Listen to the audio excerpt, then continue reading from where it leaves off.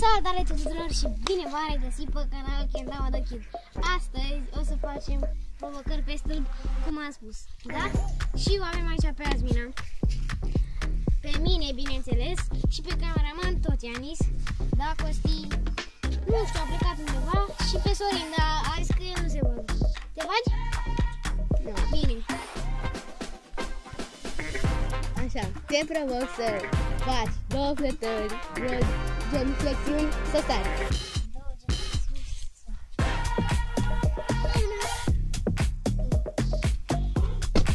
Bravo.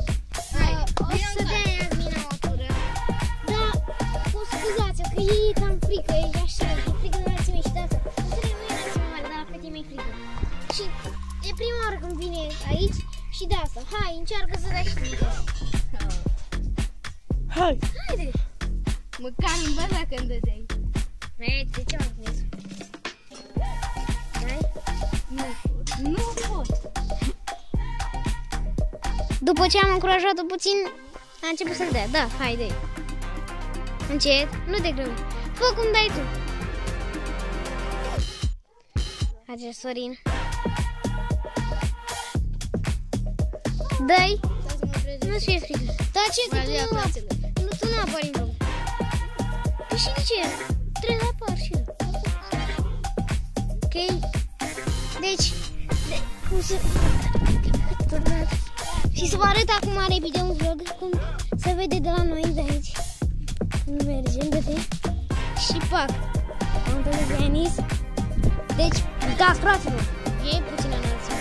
Cum să nu-ți fie frică să te dai pe acesta. Ia uite, să știi. Dă și Ianis să cladină. Deci nu pot să vă exprim. Vezi? Da. Și acum hai să te filmezi pe tine. Dă-i și tu odată.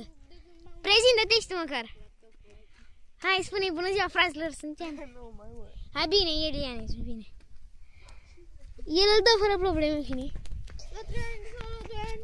Hai, te dai și tu? Hai, mă, dai și tu o tură. Dă-i și tu o tură, frate. Filmează aici cu flătărul ăsta. Ia, filmează jos o tură. Hai, că te filmez aici. Nu fac cum să mișcă ăla. Nu să prinde. Să prinde, dă-i. Uitați, fraților. Vedeți? Hai să filmez aici să vadă. Să vedeți. Cadru frumos.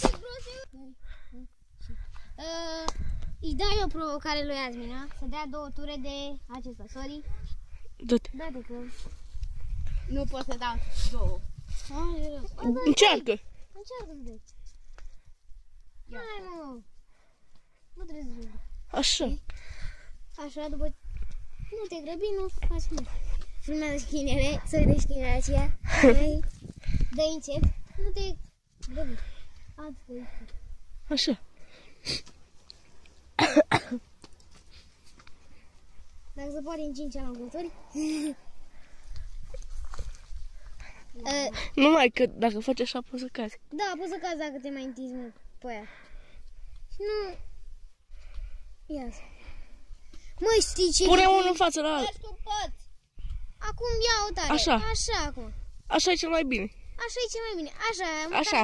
Încă o dată. De acolo. Nu pot da aici. Hai, ia o de aici măcar. Încă o dată. Așa.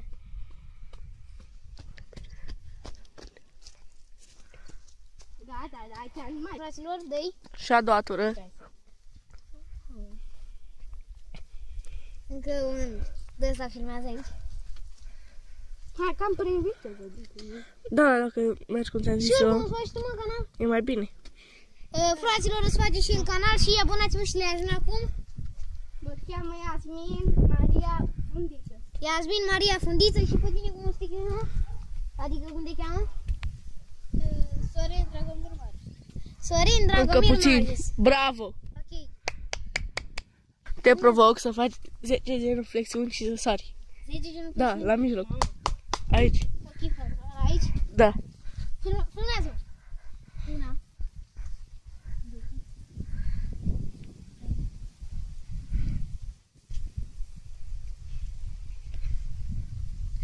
De 8, 9, 10.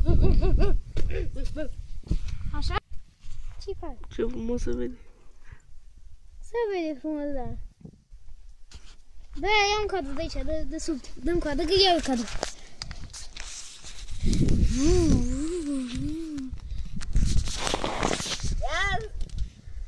Dar nu vocalizează telefonul, frate. Da. Ăsta aici.